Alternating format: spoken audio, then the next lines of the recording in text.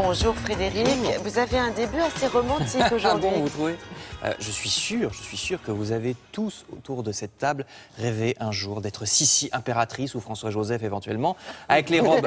François-Joseph, quoi, si ça ne dérange pas. Avec les robes à crinoline.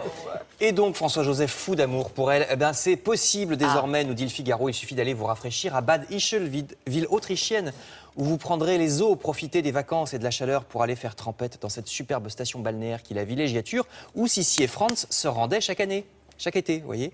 Vous serez entre montagne et établissements thermaux charmants du 19e siècle avec bains, salons de thé, tout ça n'est pas du tout bling-bling, hein, c'est la bonne société très BCBG, vous savez, d'Europe centrale, qui fait du golf, de la randonnée, ou qui va se remémorer les fiançailles des deux, Franz et Sissi, qui se sont fiancés là, à Bad Ischl, en 1853, voilà, dans une maison qui est devenue un musée. Tous les détails dans le Figaro. Super, ça fait rêver. C'est aussi une station balnéaire, hein, c'est surtout pour ça qu'on y va. C'était une sportive, hein, Sissi. Oui, c'était une sportive, effectivement.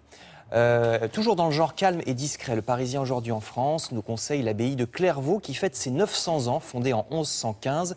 Très belle abbaye cistercienne à visiter entre Chaumont et Troyes dans l'Aube, avec de nouvelles salles ouvertes au public. On peut voir le réfectoire des moines, le lavoir, le cloître. Il y a beaucoup de colloques et de concerts aussi tout cet été à l'occasion des 900 ans.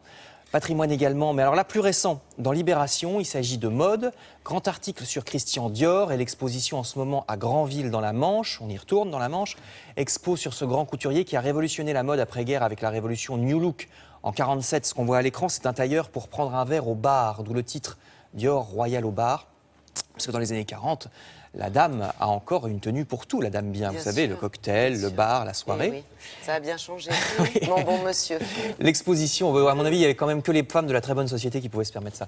L'exposition est à Granville. Pourquoi, me demanderez-vous? Parce que c'est la ville natale de Dior. De Christian Dior, exactement. Le musée est d'ailleurs dans la maison de famille des Dior, qui est une magnifique maison qui surplombe la mer, nous dit Libération.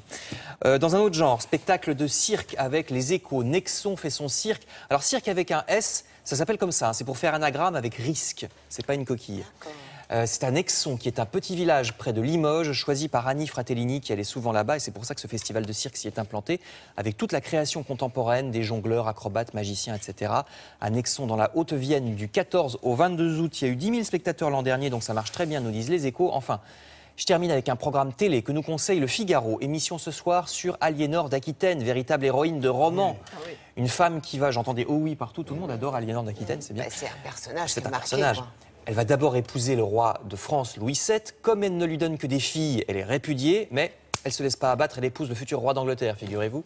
Donc elle devient reine d'Angleterre, c'est quand même pas mal. Auquel le roi d'Angleterre, elle va donner des fils, cette fois-ci, donc le roi de France est bien attrapé, dont le futur Richard Cœur de Lion. Après, elle va comploter. Ça va un peu mal se terminer, je vous raconte vous y pas la allez fin. tout de suite, comploter, le mot est peut-être fort. Elle va finir en prison quand même. Hein. Alors c'est un roman feuilleton, vous le découvrirez ce soir à 20h50 sur France 2 ou bien dans les pages du Figaro. Avec grand plaisir, nous ne manquerons pas ça. Ce soir, 20h50 sur France 2, on y sera. Ça va être dur pour se lever demain, mais tant pis. Merci beaucoup Frédéric.